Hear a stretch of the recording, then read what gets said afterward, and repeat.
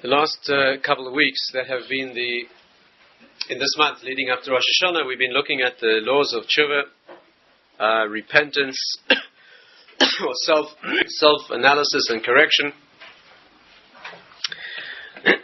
eliminating the errors of the past, let's say. Let's try to wrap it up by looking at a brief summary of the laws that we've learned and completing them, because there's a section that we did not study yet together, and see if we can put it into context and see how it all fits in with the work of Rosh Hashanah. Can you hear?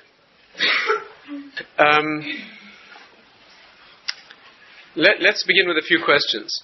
This mitzvah of Teshuva that we've been speaking about, Teshuva, the mitzvah of so-called... No, it's good.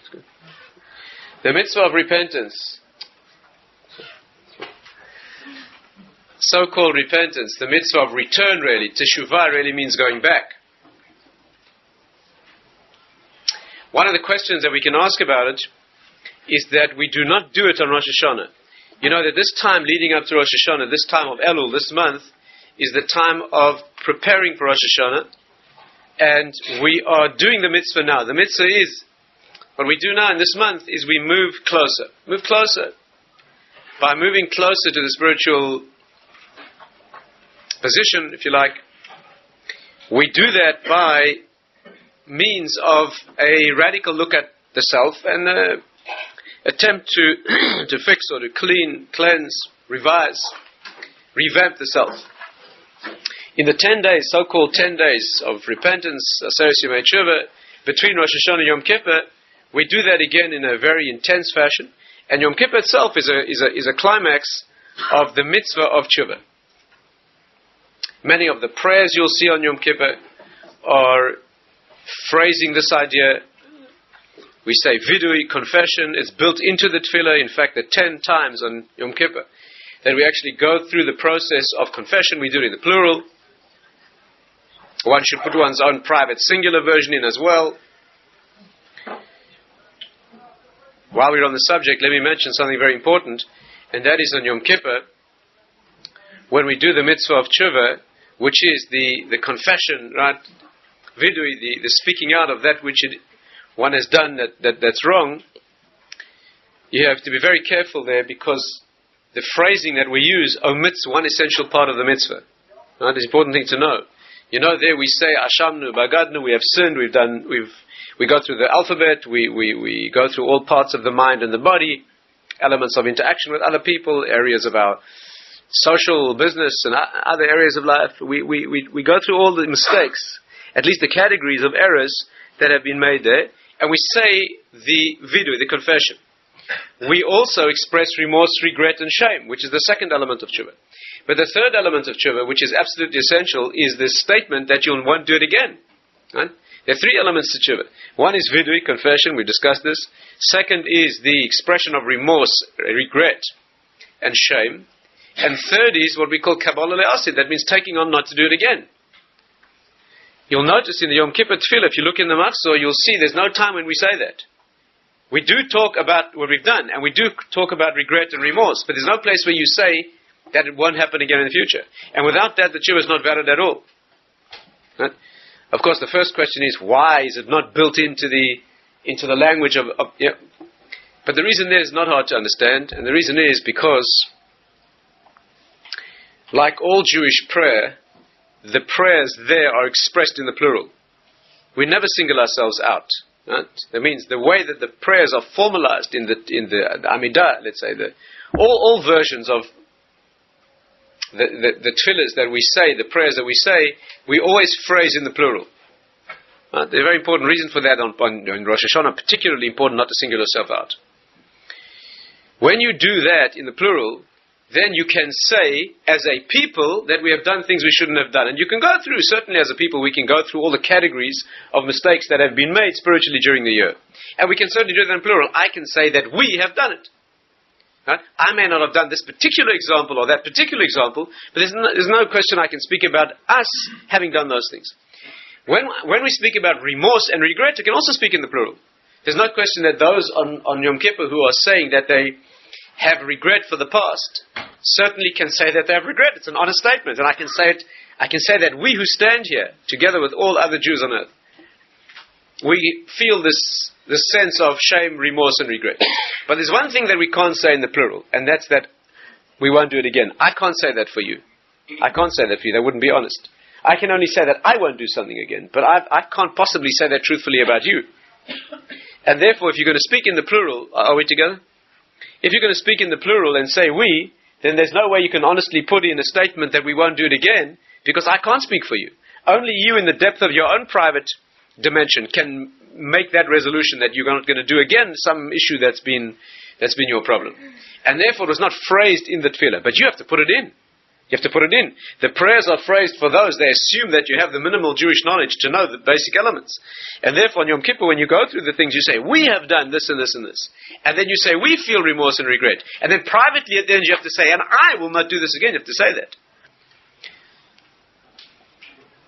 Of course, there's no harm in putting in your own personal version of the mistakes as well. You not only speak in the plural. When you get to the end of the Amidah, you also should put in your own. You can put in your own private version of the specifics. You should put in your own private version of the specifics of the things that you have done, the particular events and occasions and so forth. The more you say, the better.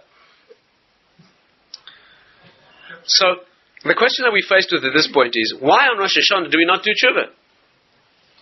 That's very peculiar. Not only don't we, you definitely shouldn't. Should not do it. You shouldn't even mention yourself on Rosh Hashanah. In no way at all. Not that what you've resolved to be better, not what you're planning to do, and nothing. That's very peculiar. That means the month of Elul, you prepare yourself for this day of judgment, and you do it by remorse and regret and eradicating the past and taking on for the future. And then after that, you do that even more intensely until Yom Kippur. You spend the whole day doing that. But on the day of judgment itself, when you're actually being looked at, no word of self-correction or remorse or nothing. The only thing we speak about in Rosh Hashanah is Hashem, God being king. That's all. That's all. That He is the king, that He should be the king, that His kingship should be manifest, totally and absolutely. That's all we focus on. But you have to understand, it's the day of judgment. It's like, if you want to make an analogy in the secular mode, the analogy would be a person is on trial for his life, and he utters not a word in exoneration. Nothing, doesn't appeal, doesn't say anything. Waits until the judgment's over. Speaks only about the greatness of the judge. And then, 10 days later, he attempts to have his case heard on appeal. That doesn't make any sense. If you know anything about the legal system, you don't do that. You're much less likely to get your thing changed by an appeal later after you've been convicted before. You don't do that. You try and get off in the first place. But that's exactly what we do. We prepare for the trial, that's true. But when it comes to the moment of actually being where the judgment is being issued on that first day, in Rosh Hashanah in the morning, your life is in the balance. And then what's going to happen the next year, spiritually and physically? It's being decided now. So you want to look at absolutely the best you can. Not a word about yourself. That needs explanation. Why is that? Especially if Rosh Hashanah is the day of the root. Rosh Hashanah is the day of the source. Rosh Hashanah means you're going, this is the root, the nucleus, the conception, the year is being born here. Everything looks the way the conception is. When a child is conceived and the genes of the parents fuse, if the genes fuse in such a way that this child will have blue eyes, he'll for sure have blue eyes. The way the genes fuse at that moment, you can't change those later. You want to change them later, you need crude, gross surgery. So the whole year will go the way the conception is taking place. So how come on that day, if the whole concept is you're coming here to the moment of root, of conception. And the nature of tshuva is to go back to the root of who you are. That's what tshuva is. What could be a more perfect day for going back on that day of the creation of man, to go back to the sense of your own creation, as it were, for the future? We don't do that at all. That's a mystery. It needs explanation. Perhaps the second question we can ask, what does the shofar have to do with this? The shofar. Yeah, we blow the shofar on Rosh Hashanah. What does it have to do with this whole story? What does it have to do with tshuva? Or the fact we don't do tshuva on Rosh Hashanah? What does it have to do with the fact that Hashem is king? What is the meaning of the shofar? And how does it fit in? Let's see if we can approach these issues and try and get a deeper understanding of what exactly is going on now, by means of understanding the mitzvah of tshuva and its spiritual depth. See where that takes us. Let's begin with a brief revision of the components that we looked at before. I'm sure a little revision won't harm, even though I'm equally sure that you're all experts. In fact, I'm not only sure that you're experts, I'm sure you've done it already and you're all cleansed and pure and absolutely angelic. But if you're that angelic, you won't mind sitting through a little Torah revision.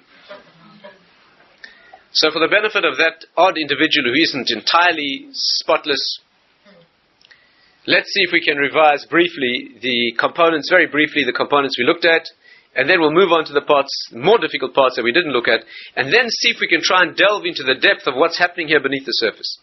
The mitzvah of Teshuva, we said, as you recall, has three inalienable parts. The three parts of the mitzvah of Teshuva that always must be done involve, as we said, past, present, and future. Past, let's start with the present. Present is vidui. Vidui dvarim, you have to say what you did. Past, regret and remorse. You have to express the regret and remorse, the wish that you hadn't done it, that if you could, you would undo it, and the shame that you feel about what you did. And thirdly, future, that you will not do this in the future. You have to obviously make a decision and a statement that you leave this thing behind you. You can't be sincere about your tshuva if you're planning on doing it again. Those are the three absolute requirements. You can memorize one sentence that puts them all together. The Rambam says this. It's worth memorizing. You can look it up. It's in the very first paragraph, in the first chapter that the Rambam writes, Hilchos Teshuva, and you find it easily and well translated. You say, Ana Hashem, which is an addressing. You address Hashem, you address God. You say, Ana Hashem, Chatasi, Ovisi, Pashati Lefanecha. I've sinned in front of you. These three words, as we tried to explain before, these three words indicate different levels of intention. The first one means unintentional sin. The second means deliberate, even though I knew it was wrong. And the third means I did it because I knew it was wrong. Right? That's particularly difficult level. That's your preamble. You now introduce the fact that you know whom you're speaking to. And you say lefanecha, that means in front of you. That's how you set the scene. And then you say the three elements in one brief sentence. The three elements of tshuva. Asisi, I did, kach v'kach, thus and thus, whatever it is. You spell it out in your own words. And then you say, V'harei nichamti uboishti b'ma'asai, I regret and I'm ashamed of what I did. And thirdly, lo olam eini chozer l'davos, I'll never do this thing again.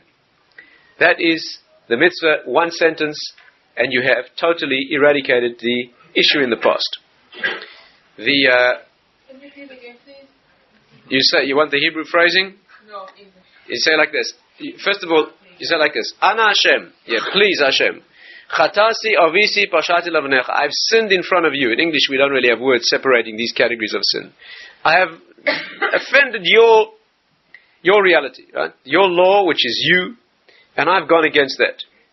That's your preamble. V'asisi kach v'kach. And I have done, and then you fill in what you did. So that's called vidu. That's the mitzvah of confession. Then you say, V'harei nichamti uboishti b'ma'asai. I regret and wish I had not done it, and I'm ashamed of it. And thirdly, I'll never do this thing again. The Rambam says if you do that, and you mean it, then whatever you did is completely eliminated. Completely. No further, not mentioned again, not in this world, not in the next, no punishment. Completely eradicated. Right? That's the good news. The difficult news is you have to mean what you say. If you're mumbling these words, that this is what I do, and you don't mean it, it doesn't wipe out anything, and you just have a new avera to your debit. That means you just did a new sin, which is lying through your teeth to Hashem, and that you have to do tshuva for, and you have to mean the tshuva too. So that is not. You have to mean what you say, and we tried to explain here on a previous occasion that meaning it does not only mean that you understand the words, it means that you have shifted yourself from the position you occupied before, namely being the kind of person you were before. You've shifted yourself to a position where you are no longer that person. And if you want to measure the distance of the shift, and this is hard to understand and hard to put your head into, but if you want to measure the distance of the shift, it has to be as serious and as significant as the punishment that you would have had to go through would have moved you.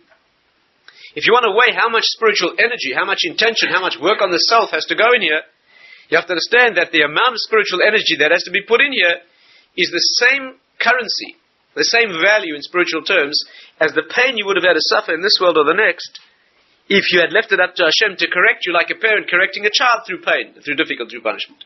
Because that's your option. You're either corrected by the work of tshuva, you go back and eliminate the past through this incredible mitzvah, or you leave it up to him to do, not yet, but to you. And that, however much punishment you would have, however much pain you would have had to go through, and how much pain would you have had to go through? Exactly as much as the damage you caused by what you did. It's all a completely self-correcting system.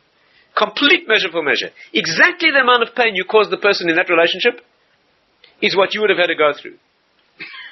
You want to measure what punishment is. You want to know how you look in the next world. Everybody wants another future. You know, you got palm readers and crystal ball gazers and coffee grounds. You don't need them. I'll tell you, and you don't even have to pay me. What you look like in the spiritual world, you can assess very easily. You look exactly like what you've put out into the world. Yeah. How much pain have you caused in any particular relationship? That is exactly the damage, the grotesque. That means the expression of pain that the spiritual world now wears is the expression that will be on your face when you are forced sooner or later to face yourself. There are sources that say that the pain you have to suffer in the next world after you leave this world for having hurt someone's feelings is that you have to sit facing that person, feeling what they went through, that you made them go through. You have to feel it. But not only that, you have to feel it again and again and again and again and again and again. Not only that, but everybody else watching too. Even though you might have done it in private, it's exposed. One of the questions here, of course, is why do you have to go through the thing again and again? I only hurt his feelings once, I only hurt him once, right? How come I have to? But the understanding, the sensitive understanding, is, of course, we're using childlike terms here, but there aren't deeper words for these things. The depth here has to be incorporated within your own sensitivity. The reason that you have to go through these things again and again is very simple. In that world, you're not capable of change. In the spiritual world, you can't change. That's the whole idea of what life means, is that you can change. Life means you inhabit a vessel, your body, your vessel, which is your body, your emotions, the tools that you've been given, and you can use them to make a change. On the contrary, that's what the tools do. When you use your tools correctly, your tools are your body, your mind, your emotions, the stage in which you operate, the relationships around you. When you use those tools, they drive inward and they make a change in their essence. That's what life's for. When you move into that world, you can't make any change. All you are is your raw consciousness in that world. That's what it means to have died. Doesn't mean that your mind goes or your mind disappears. That's the only thing that remains. What is stripped away is your body and the scenario and the opportunities and the tools. What remains is your mind. And that cannot change. You can't change it because you're not in a world of change. You're in a world where you're frozen, you're fixed. From one particular perspective. And therefore what happens is when you feel a certain amount of pain there's a desperate desire of the neshama to assimilate that pain and use it to change, but you can't change in that world. You had your chance. This world is a world where you grow, develop, and change. And there you're frozen. And that is an expression of the pain that the soul feels. Instead of being corrected, it feels the deep desire to take in this experience and use it correctly and become high and elevated in God. Of course, you understand that pain corrects you.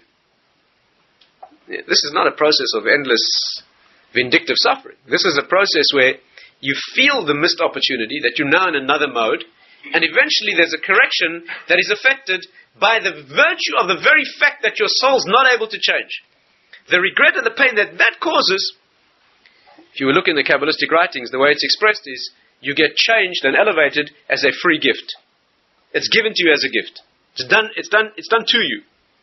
And the humiliation you feel is the humiliation of somebody who receives a gift. The greatest gift, it's yourself. For free. Right? Because the whole idea of life is to earn your change. The reason that you put into this world is not to be perfected for free. On the contrary, you have to sweat and struggle and bleed for your perfection in this world. That's why you're here. So what happens in the next world is your perfection is guaranteed. This is a father who's going to make sure that every child turns out perfect. There's no options there. The only option the father gives is which way do you want to do it as a child? You want to do it together with the father, cooperate, or you want to be... Perfection is guaranteed. The difference is that when you do it here, you have the sense not only of your perfection, but the fact that you deserve it, you earned it. The work that was put in here, the work itself is mine. And in that world, when it's done, the sensation is the sensation of having been perfected as a free handout to somebody who never made the effort. Of course, it's that humiliation which we spoke about, that is the correction.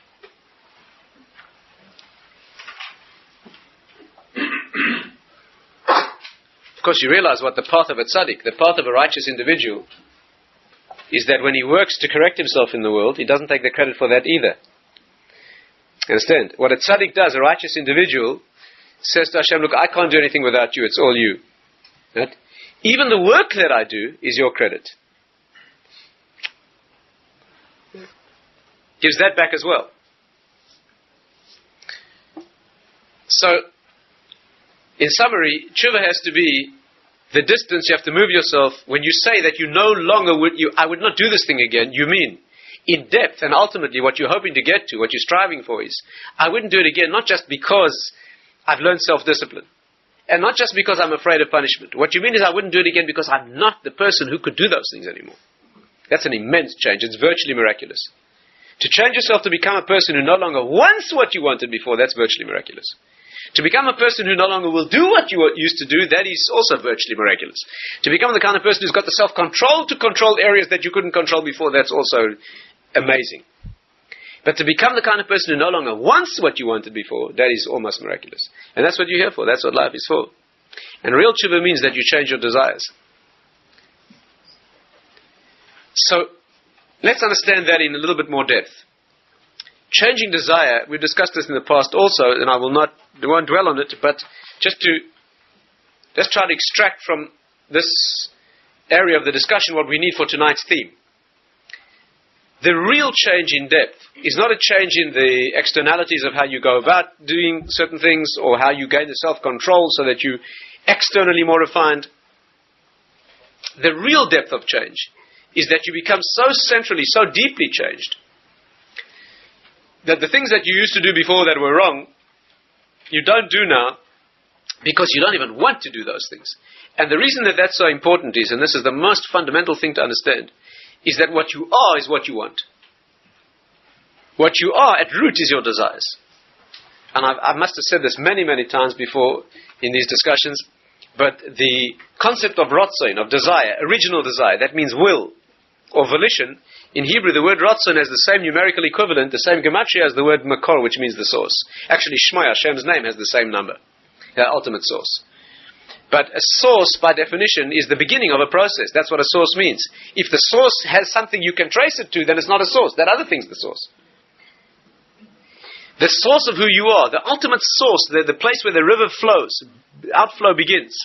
Right? At the very top of consciousness, if you want to make a graphic image, it happens to be this place here where a baby's skull is open. If you want to know where it is in the spiritual world. That place is called your makor. It's actually called a fontanelle. You know what that means in French? You know what font means? It means the source.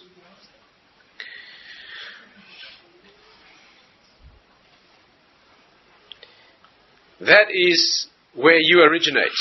And where you originate is your ratzon, what you desire. Because anything that you do in your life must begin with a volition. If you're going to make a meaningful move, if it's a meaningful move, it's an expression of something that happened inside. And the something that happened inside is an expression of something deeper. And if you go back to the ultimate source, it's a will or an ambition or a desire or a volition to do that thing. Where does that come from? What originates that? No answer. There's no answer. It is, actually there's an answer, but that takes us into a different realm. That transcends the self. That is opening the self to something higher. The first moment of consciousness is the moment of, I want that process. At the beginning of the process, you see it in many ways. One way you see it is that the word for a source, makor, makor is the same equivalent as the word ratzon, as we said. Another way you see it is that the beginning of any production is the father. In the Kabbalistic system, that's called the father. Just like in the production of a child, the beginning of the process is the father. The mother picks it up and builds it into life. But the process begins with the father. Very brief, the father's only involved in the giving of a genetic code, and the rest is picked up by the mother, and conditioning, depending on how she puts it together, that's how its expression will be. In Hebrew, the word for a father is Av. Av is the very beginning of the Aleph base. You can't have a more minimal word than that. To have a word, you must have at least 2 letters. And the very first 2 letters there are in Hebrew is Aleph Bet. You can't do less than that. The very first 2, do you understand what's being said here? The beginning of all expression, you can't phrase any word more primary, more basic than that. The word is Av. And in Hebrew, Av means a father and it means desire. Avo means to want. Same root. Means original desire to produce and give. Then the woman picks it up, and that's why a mother in Hebrew is called Aim. Also the Aleph, which is the first letter, and then the middle letter of the Aleph base. And her word, Aim, means Im. It's totally dependent on her, if. The word for mother in Hebrew is the same as the word for if. The word for father is the same as original desire. The word for mother in Hebrew is the same as if, condition. The father begins the process, but she defines the conditions. Now, how she puts it.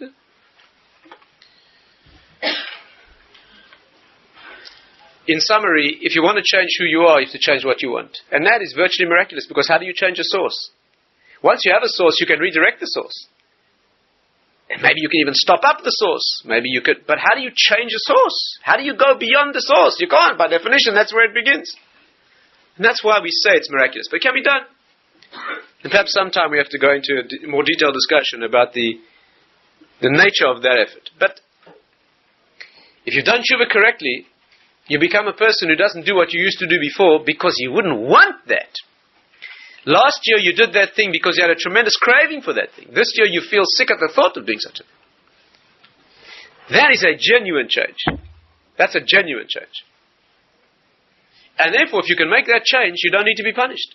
What was the purpose of the punishment? The purpose of the punishment was to make you this kind of person. That's why you would. So if you've just shifted yourself through that distance and you've become this kind of person, that's why you don't need to get punished. Right? Because the work's been done. What we're saying is, let's just extract very carefully the focus here. The focus is you have to go back to the root of who you are. That's what Rosh Hashanah is. It's a day of going back to the root of everything. Right? We'll come back to this. We'll come back to this. Let's go through the laws. Vidui, right? You have to say what it is that you did. I'm not going to go over every detail in detail. I'm just going to mention them briefly. You remember the details? You have to say it with your mouth, not just think it. We went into a discussion about that. Vidui is called Vidui Dvarim. You must speak it out, just like prayer. The mitzvah of tefillah needs to be spoken, not just thought. It has to be brought into the world. You have to say it loud enough for your ears to hear. Secondly, only your ears. No one else allowed to hear. Right? The very deep reasons why no one else is allowed to hear the vidui that you say. Only yourself. Thirdly, any language.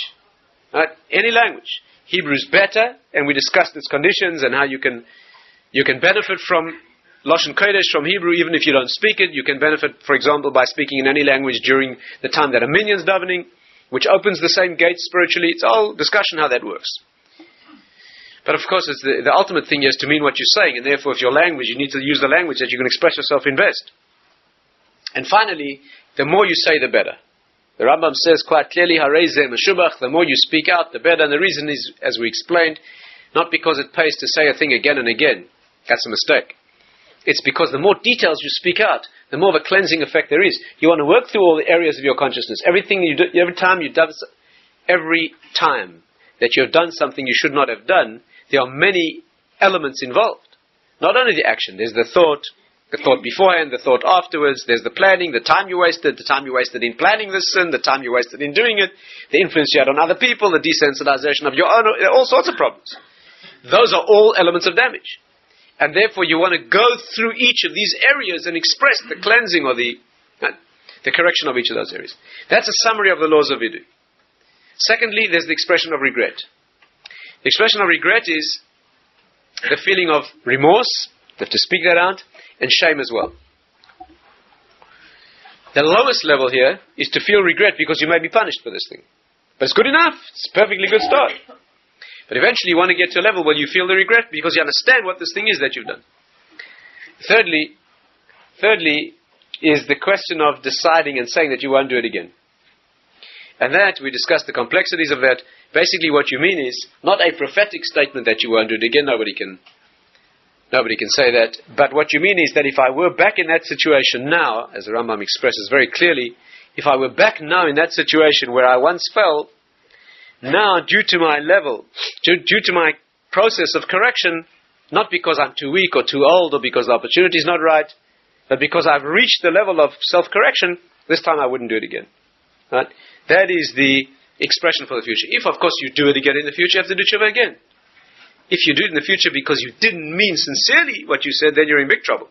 Then you're not allowed to. Then you are not, of course you can't, tshuva said insincerely is worse than useless.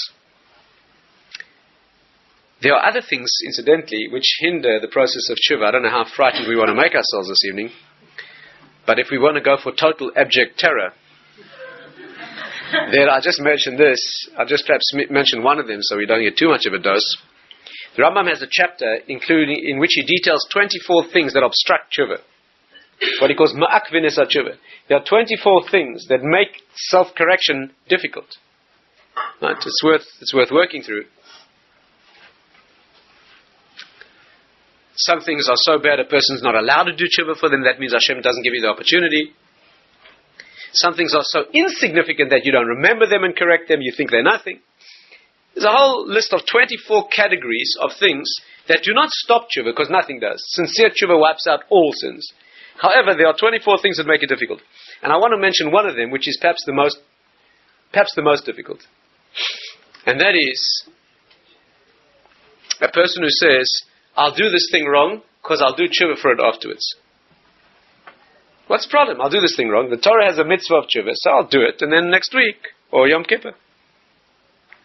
Or a person who says, Yom Kippur is a day of forgiveness, I'll do this thing, when Yom Kippur comes along, I'll be forgiven. The Rambam says, if you do that, you do not get forgiven. That's a bad mistake. Until further notice, if you are going to sin, then don't say to yourself, I'm going to do this thing wrong because I can always correct it later with tshuva. Don't do that. Because if you do that, you block the effect of tshuva and it does not operate. Right? Rather say to yourself, I'm doing this thing because I'm a weak, individual, I've got no self-control. Don't say, I'm going to do this because I'll correct it later. It's very interesting to understand why that blocks the mitzvah of tshuva. Why does it block the effect? What's the reason? And I think if you think it through logically, you'll see the reasoning. But it's very illuminating to understand. The reasoning is this. Stay with me carefully. It's beautiful to understand. It's a beloved thing to understand these types of things because you see the mechanisms in the spiritual world. Many people have the concept that the spiritual world is a world of sort of vague notions that somebody put together. You see from these kinds of discussions the beauty and the scientific precision of the spiritual world. Why is it that when you do a sin and say that you're going to correct it later with tshuva, the tshuva doesn't work? Why? And the answer is because you sinned against tshuva. What you did in this avera, in this sin, is you damaged the tshuva. Understand how that is. Why? Look, why did you do this thing wrong? What was the cause of your doing this thing wrong? Tshuva, no? You wouldn't have done it otherwise. Why did you say to yourself, look, I'm going to do this thing because I can always fix it later? What are you saying? That if you couldn't fix it later, you wouldn't have the chutzpah to do this thing. You wouldn't have the guts to do this thing.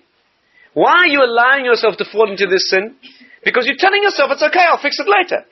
So the tshuva that you intended to do later became the reason that you did this thing now. You involved the tshuva in the sin. Now you want it to fix you? Do you understand what's happened? You insulted. You hear this? You schlepped the tshuva into your avera. That's what you did. You said, look, I can do this thing now, right? Because Yom Kippur is going to fix it. Now you want Yom Kippur to fix it? Yom Kippur is the reason you did this thing. You want to use it to be the heter. That means the reason you did it wrong, and now you want it to fix you? Do you hear the problem? You poisoned it. You killed it. You didn't kill it. You made it part of the problem. Now you want it to be the solution? And therefore, don't do that. Keep your tshuva perfect. The way you keep it pristine and absolutely pure, the real way you keep it pure is you don't use it at all. Don't do anything wrong.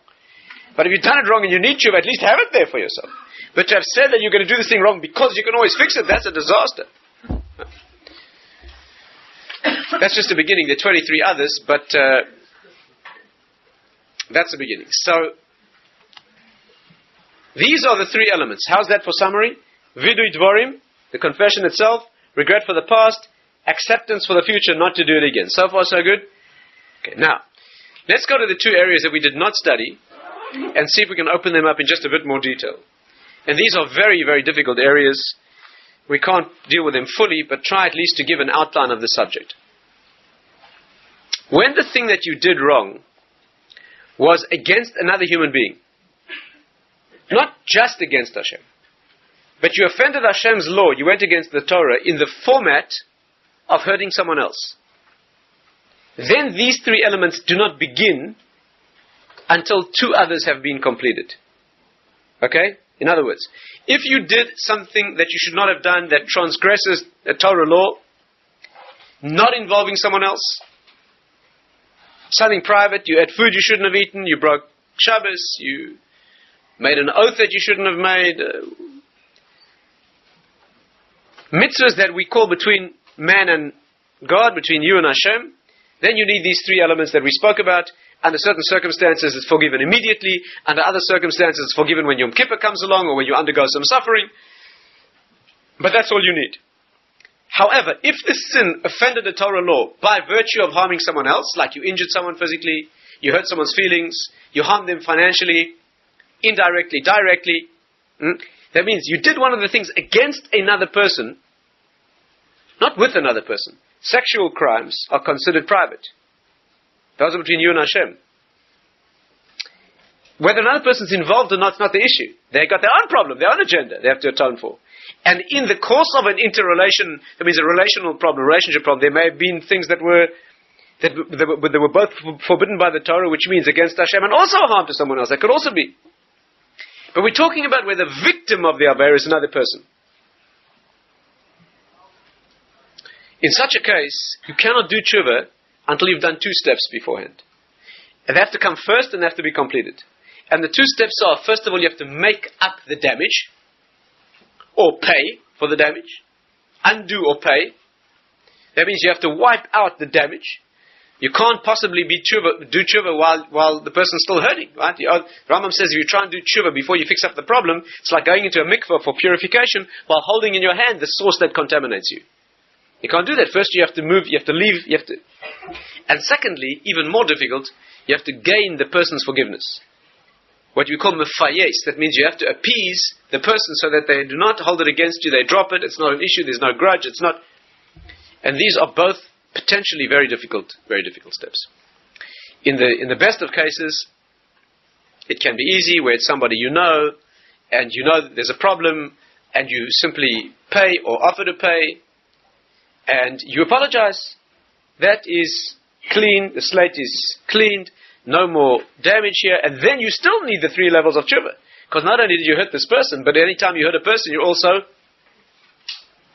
offending a mitzvah, Torah law. There are some circumstances under which it can be very difficult, extremely difficult, to fix up problems that have hurt other people, and it can be very difficult, perhaps even more difficult sometimes, to gain forgiveness for a damage or a hurt that you've caused someone else. So let's try and discuss briefly how this operates. First of all, making up the damage means you have to pay.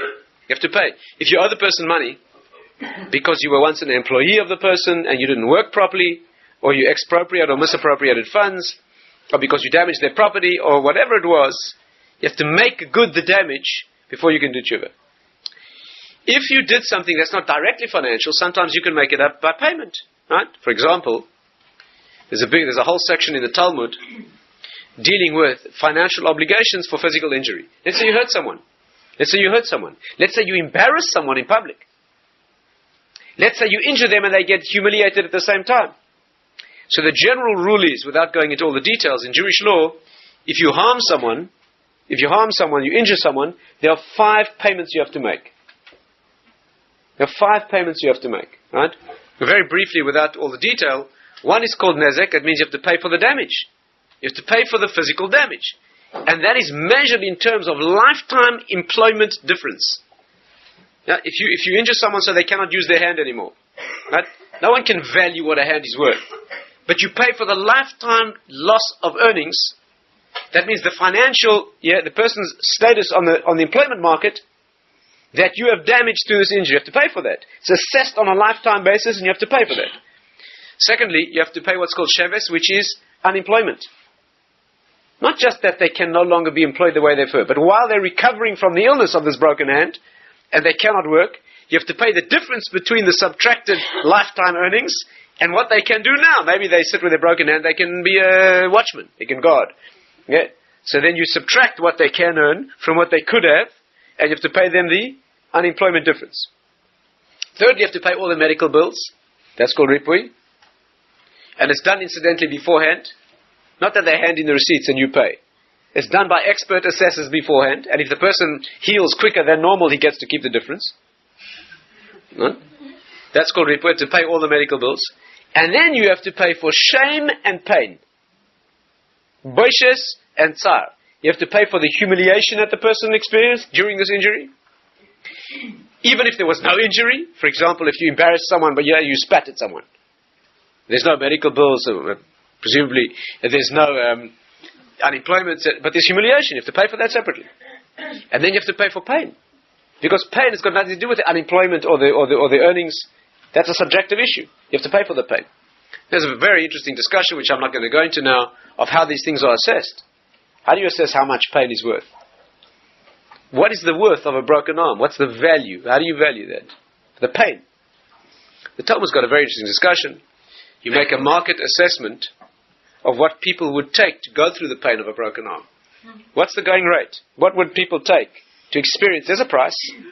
There's a price. You're probably quite surprised how low it may be.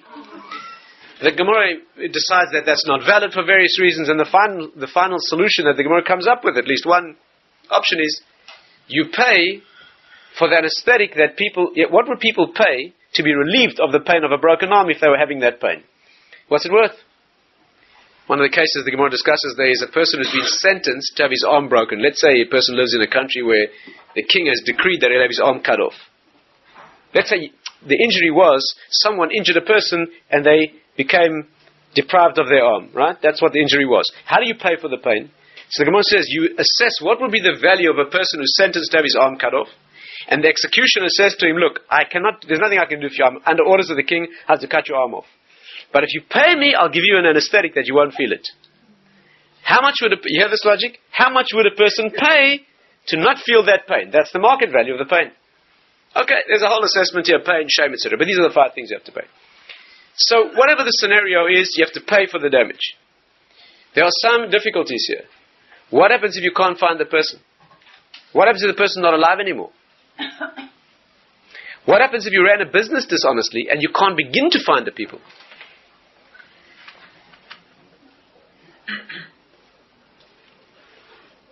One man said to me, I've been running a business for 25 years. So what he said to me. So I got an important question to ask you. I've been running a business, I knew the man personally. He's a very wealthy individual. And lately, in his life, he's been getting much more religiously knowledgeable and observant. He said to me, look, I'm bothered by the following problem. For 25 years, I've been running a very big business. And for 25 years, I've been overcharging and undersupplying. Now I want to do tshuva. The first problem is the man's not worth the difference. Do you understand? He's not worth now the difference between what he should have charged and what he did. And secondly, how does he find the people? It's a big business for many, many years. Jews, non-Jews, who knows where they are. Until further notice, if you're going to sin, do it privately. Don't involve other people, because sins against other people...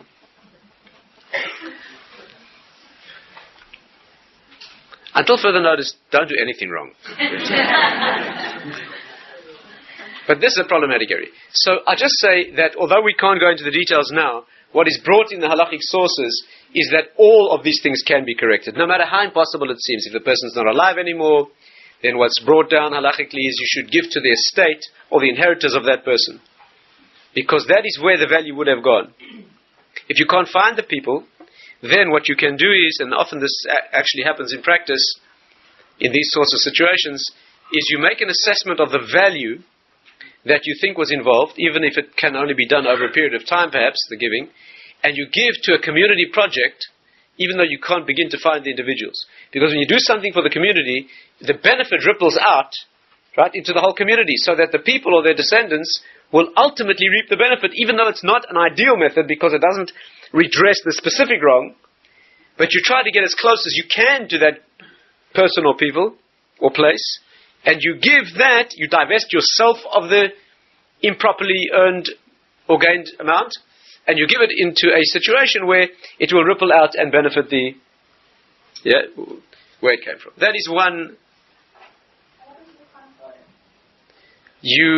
when you can't afford a thing in Jewish law, you still owe it. So, for example, if you steal from someone, you can't afford to pay it back, you become their slave. You work it off.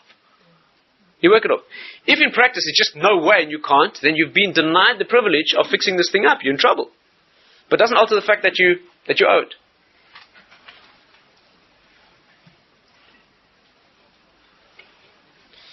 The spiritual aspect is that the Rambam says that there's no sin that's not amenable to tshuva, which means that you will be given the opportunity. You'll be given the opportunity. That means there's nothing, if you're sincere, that's not amenable to being fixed. So you'll find a way. The second part is more difficult. And that is you have to forgive. That means you have to get the appeasement or the forgiveness of the person. This can be very challenging. So let's try and discuss this so we understand the practicalities. Again, the easy case scenario is where a person in a relationship has not been behaving correctly. Very often happens parents and children, for example. And you say, look, I've become more mature now, realize what I haven't been relating to you in a perfect fashion. If you like and you need some way to open the discussion, you can blame someone else. You can say, I went to this lecture the other night, and the person there said that you have to honor your parents in incredible fashion. So you say, look, Dad or Mom, I've been almost perfect as a child, but not entirely perfect, and so therefore, would you forgive me? And the person says, sure, it's forgiven. That is the best case scenario. They forgive you, and it's over. The difficulty is where either you can't find the person, or they're not alive, or more relevant for most of us is a situation where you can't bring yourself to face the person and apologize or ask them for forgiveness, or you assess that even if you did, they wouldn't forgive you. Right? The commonest, perhaps, is a person who just feels they just can't face the person, either because they can't face them, or because the person doesn't know that it was me. Either they don't even know that it happened, or they don't know that it's me who's been sticking this knife in their back for the last who knows how long. And I now have to go and say to them, look, do you know that most people, I would say, actually can't handle facing such a situation? Sometimes some people have the strength to do it, but they feel that the person won't forgive them. So what do you do then? Let's say you gather together the courage and you say you're going to do it and you find a way to do it. The Rambam says if you can't handle it, you write a letter, you send a fax, an email. It doesn't say email, the Rambam, but it doesn't matter. Whatever it is. You send your friends, you send a delegation, your friends, their friends. You make, let's say you put all that together and you know this person's, they're so deeply hurt. It happened such a deep pain that you know that the person is too petty, or they're not going to forgive you for whatever reason. What are you going to do then? What are you going to do? This is a very, very serious, difficult issue. So let's try to think this through and see what should we do. First of all, the obligation is to ask the person, right? The obligation is to ask them in whatever way is feasible. If you can't face them personally, then you should make representation. You send a message. You send friends. Incidentally, the Rambam says that if you make representation, that means you ask the person a few times and they stubbornly refuse, it becomes their problem. That you're not obliged to keep doing that. You do it a reasonable amount of times, whatever that is. You make it clear, sincerely. The person keeps knocking you back, they don't want it, then it becomes their problem. The only exception is if it's your Torah teacher. If it's your Rabbi, it's your Torah teacher, and he will not forgive you, then there's no limit to the amount of time you have to go back. He's teaching you. There's a reason. He's not forgiving you because you need, and you have to go back 100 times. Very interesting discussion in the Talmud about this. But there's no limit to the amount of work you have to do in this area. But with that exception, you have to think. There is also an important thing while we're on the subject, that if someone asks you for forgiveness, you should certainly give it. In fact, if you really want to know, you should forgive them even if they didn't ask you. Why? Because it's considered a particular cruelty not to forgive someone who needs it. What do you do? What do you do if you can't bring yourself to forgive the person? You should do it anyway.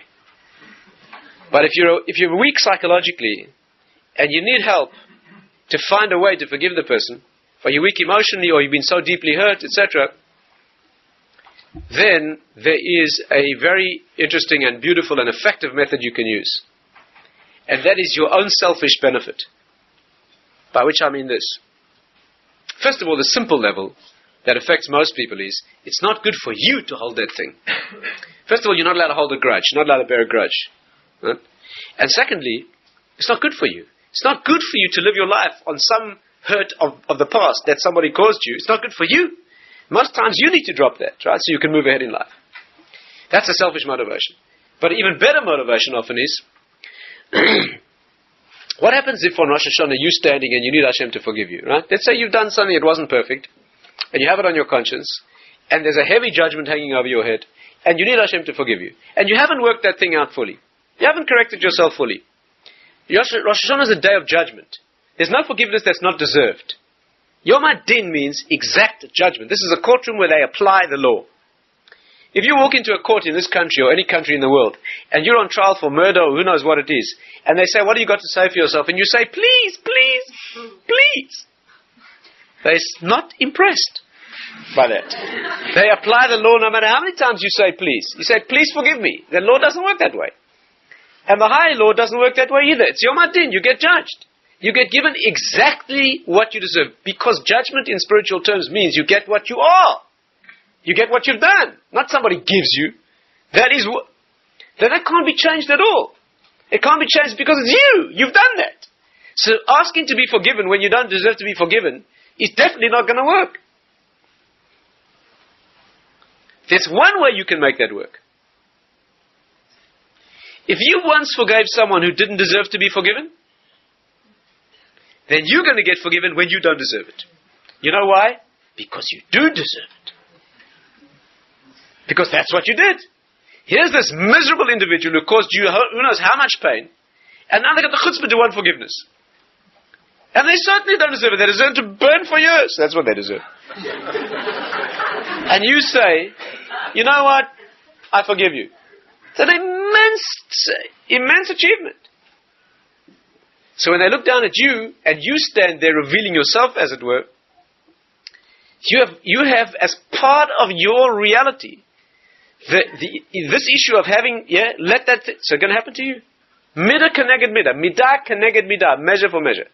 That's a very selfish way of beginning the process, but it's good enough.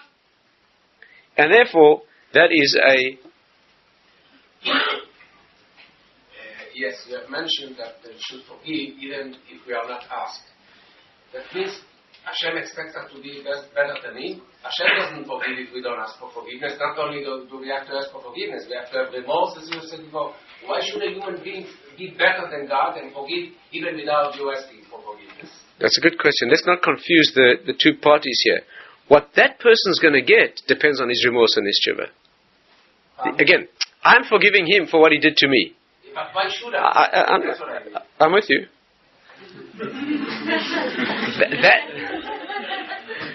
that individual, when you talk about being better than Hashem, that individual getting his atonement and his forgiveness does not depend on my forgiveness. That's up to Hashem. My job is to take myself out of his situation. That's all. Yeah, but why do I have to do it? That's what I mean. I mean, it's better, I understand, psychologically it's better to do it. Yes. But why does Hashem expect me for me to live better than Him? He doesn't forgive if you don't ask Him. Why should I forgive if somebody didn't ask me for forgiveness?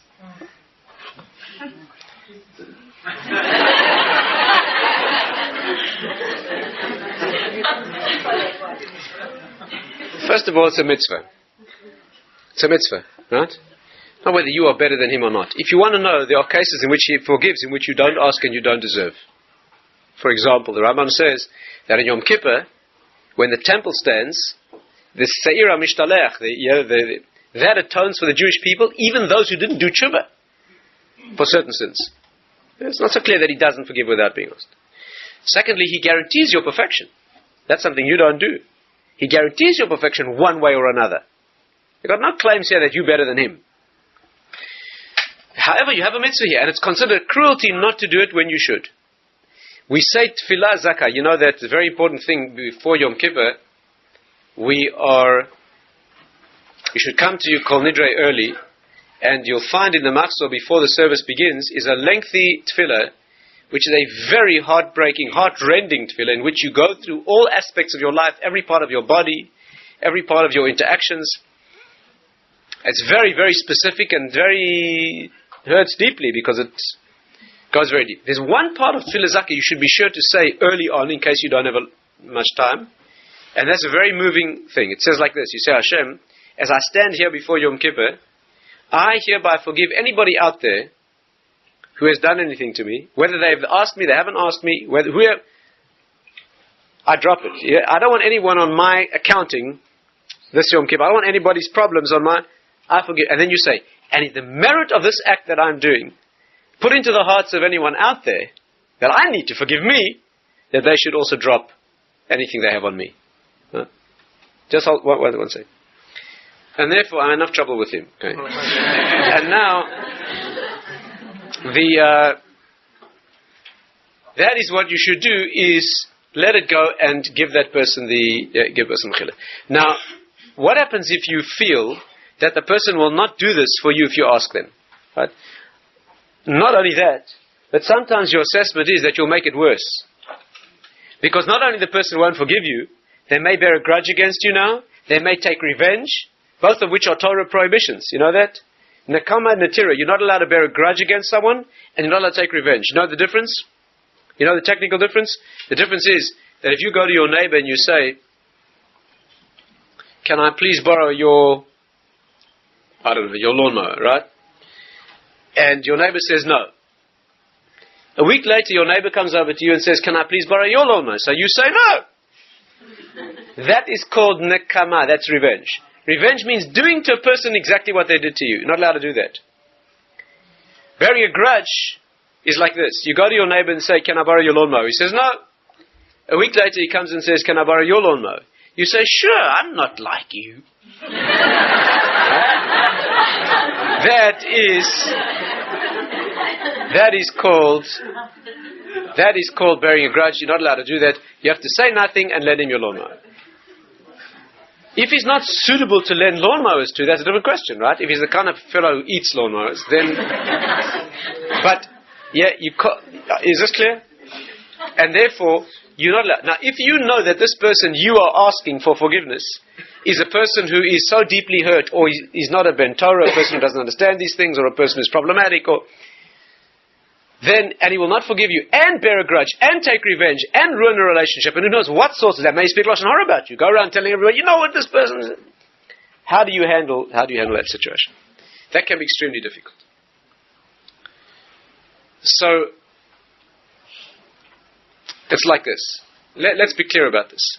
First of all, there's no question that the best option is to face the music, and provided in your judgment you can get the desired result. That means if just a problem of your courage, you should find a way to address the issue. Many times the issue is that there's been a problem in a family for many years. People haven't spoken to each other. It's ridiculous the way these things happen. Absolutely ridiculous. People have a problem often in families. It's the reason that the temple hasn't been rebuilt. People hate each other for no reason. I've come across families where first cousins have never met. And you ask them why, they don't really know. Because 45 years ago at somebody's bar mitzvah, somebody else was late. And then he didn't think, and they didn't get invitation, and somebody got... and then that's absolutely ridiculous. The reason the temple hasn't been rebuilt. If that is the case, you go home tonight. You go home this evening, and you pick up the telephone, phone Australia. It makes no difference. You wake him up at 2 in the morning. It's irrelevant. And you say, look, I'm sorry. And I'm sorry about it. Fix it up. Absolutely. There's no question about it. It's ridiculous.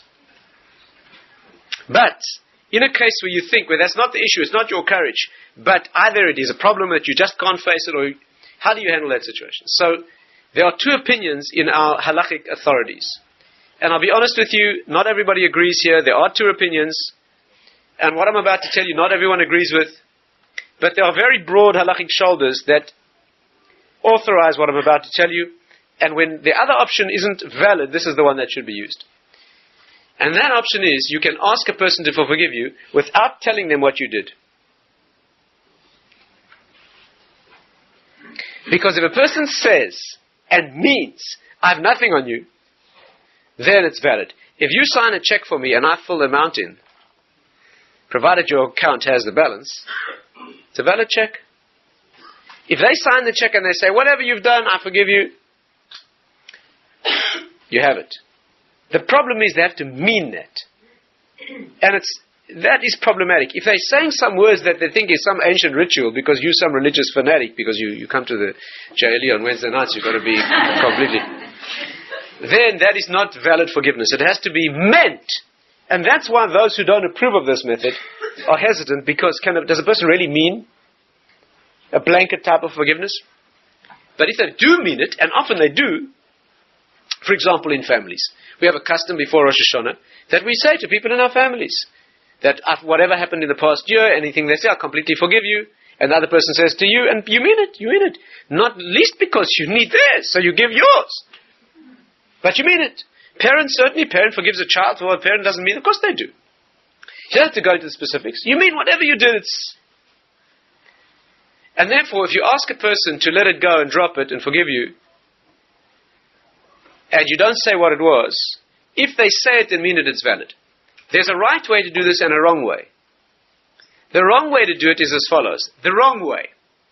You walk up to the person and you say, hi, how are you doing? And they say, yes. And you say, look, you don't know what I did to you, but would you forgive me anyway? That's the wrong way to do it. Because when you say that sort of thing, a person who doesn't know what the thing was, their imagination starts to run wild, and by the time they end up, they're not going to forgive you. They're going to build this thing into who knows. That's not, what you do is as follows. You say, hi, how you doing? And they say, yes. And you say, next week's Rosh Hashanah, right? And they say, yes. And you say, there's this very interesting ancient Jewish tradition that before Rosh Hashanah we all forgive each other. For anything that ever happened. We just say to each other, forgive each other. Isn't that beautiful?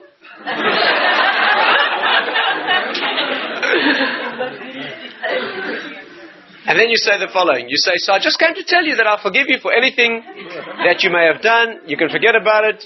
And then you say, and by the way, if there's anything I ever did to you, I'm not saying that there was, but in relationships like ours, in wonderful relationships like ours, sometimes things aren't perfect, and who knows, but in case there ever was anything that I did that was perhaps a little bit less than perfect, would you mind forgiving me? And if they say, sure, then they have to mean it. Again, if they think they're mumbling some, ancient formula, that is not valid. But if they mean that, whatever it was, and strictly speaking, even if they say they forgive you, even if they are the kind of person who, if they knew what it was, would not forgive you, it could still be valid. Why? Because presumably they wouldn't forgive you if they knew, because of their own vested interest and their own emotions and their own pettiness. They couldn't rise above that. But you prevented them that problem. You haven't given them that problem. You didn't tell them what it was. So they're not affected by their own emotions and their own... And therefore they can be large enough to say, look, it's not, that is a valid way of... In many circumstances, it's better not to address the issue, because sometimes there are prohibitions involved. Sometimes it's so clear that the person will take it wrongly. He won't get your forgiveness anyway. Sometimes there are other issues in the Baal Tshuva world, the world of those who grew up and experienced a life that was not at all religious, and then they became more observant. There are unique problems.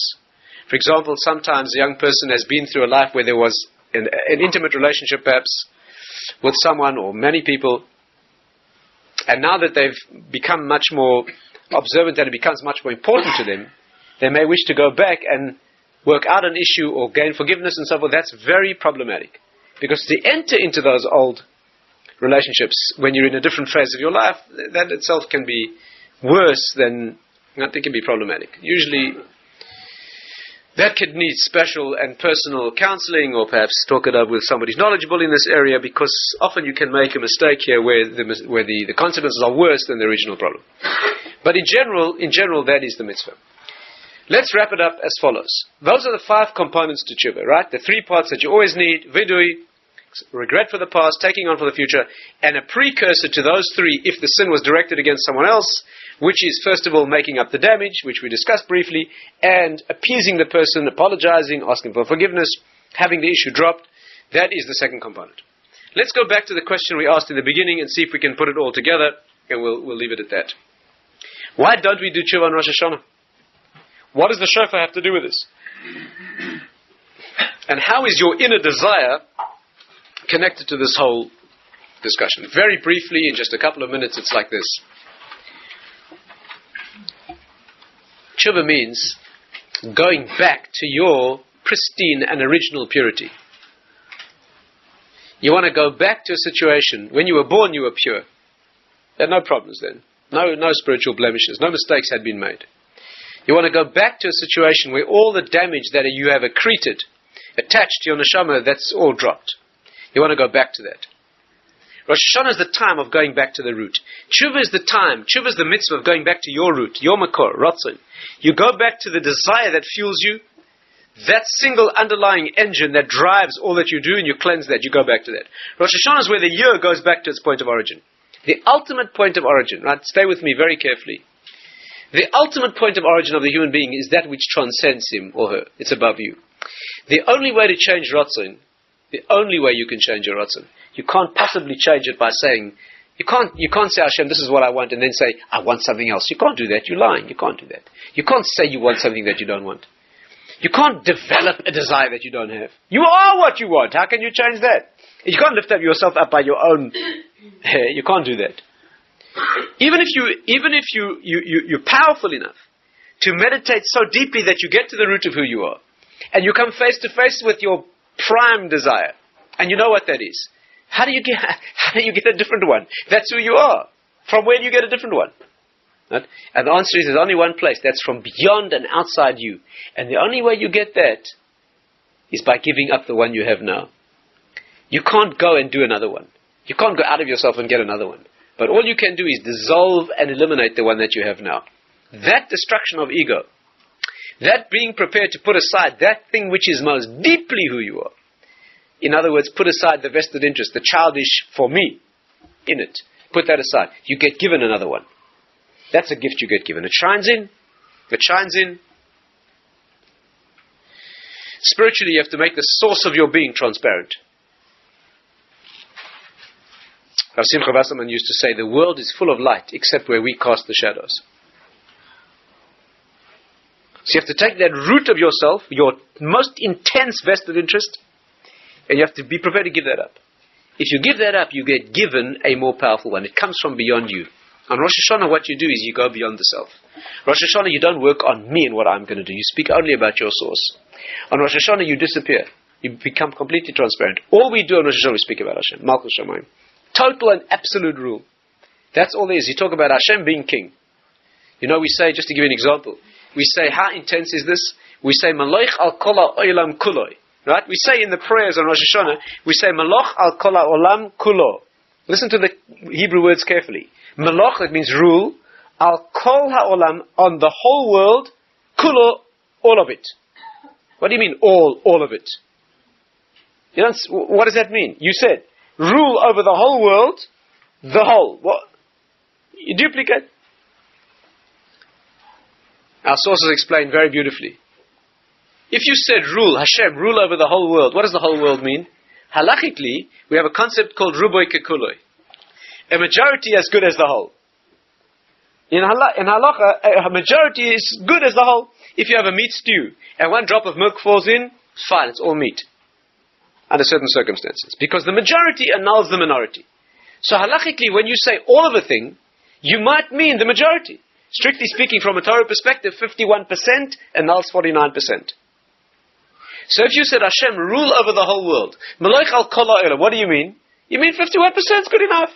And that's not Rosh Hashanah. When you say Maloich al kol ha'olam kulo, you mean every last pygmy, every last forgotten Hottentot, every last corner of the Andaman Islands. I don't know where it is. That's what you mean. There's not a nook or cranny left in the world that doesn't glow with a Kvod Shemayim. That's what you mean. And therefore, Maloich al kol ha'olam, that's the intensity of Rosh Hashanah. It's deeper than Teshuva. You're going back to the ultimate source where you transcend yourself. Right? You take yourself out of the picture entirely. It's dangerous to put yourself in. On Rosh Hashanah, the last thing you want is the spotlight focused on you. You blend into that vessel of Hashem's presence in the world, which is the Jewish people. I sit among my people, that's all. You are part. That is what the sound of the shofar is. Very briefly, the shofar is the sound. It is that tool that takes you back to the source. The shofar is not words. When we speak to Hashem on Rosh Hashanah, we try to make Him king, we do it in words. Tefillah. The shofar is deeper than words. It's a voice without words. You know, the law of the shofar is that it has to sound like someone crying. You know what crying is? Crying is a broken voice that doesn't say anything, but it's much more eloquent than any words could ever be. The shofar has to be a scream, which is a voice, a voice that is wordless. No amount of words can say what one scream of a child in the night can convey. The shofar is exactly this depth of tshuva. It means going back to the point of origin. You know, Rosh Hashanah, according to one opinion in the Talmud, is when man was created. The day of Ayom Haras Olam. This is the day that man was created. You're going back to the point of your pure creation.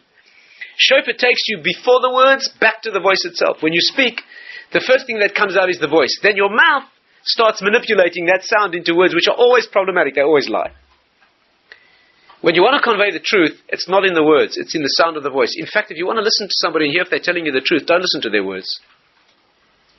Listen to the voice itself. Because often you'll find it's got nothing to do with the words.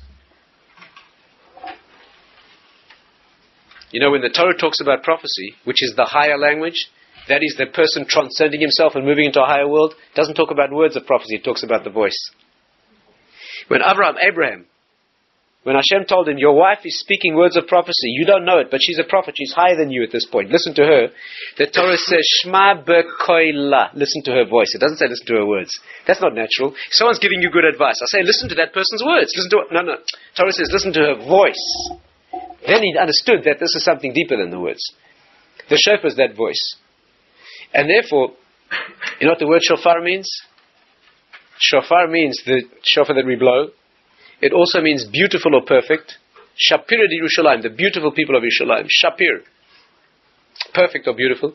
It also means to improve. Shipru ma'asechem, improve. That means elevate them. And there's another meaning of the word shofar in Hebrew. You know, when a child is in the womb, it is surrounded by a bag of membranes containing fluid. That's called shfir. In Hebrew, you have shfir v'shilya. The shilya is the placenta, the afterbirth, and the membranes that surround it, that enclose the liquid in which the child is contained, is called shfir. That's the same word as shofar. When you blow the shofar, what you're doing is you go back into the womb of human experience. Back into the womb of your own spiritual development. You go back into that time where it says, Mi yitneni kiyachei kerem. Who could give me like those days, those months of the previous life? Ki mei Elokai yishmereni, when I was guarded, as it were, by Hashem, inside that primal state when there's complete perfection. Teshuva means going back to that stage. Rosh Hashanah means where the world goes back to that stage. Shofar means going back into that world, and it's the voice that does it. When Hashem sends the prophet to the people of Yerushalayim, He says, Kra begaroin al tachsoich. Cry out in your throat, do not hold back. It doesn't say cry out in your mouth. Forget the words. The words are not important. Go and cry out in your throat. It's the voice. You open your mouth. The voice comes out. They hear the call of the shofar. And that's what it says. Kra begaroin al tachsoich. Keshofar hareim kolecha. Go and cry out in your throat. Right? Do not hold back. Like a shofar, lift your voice. Okay, we'll stop here.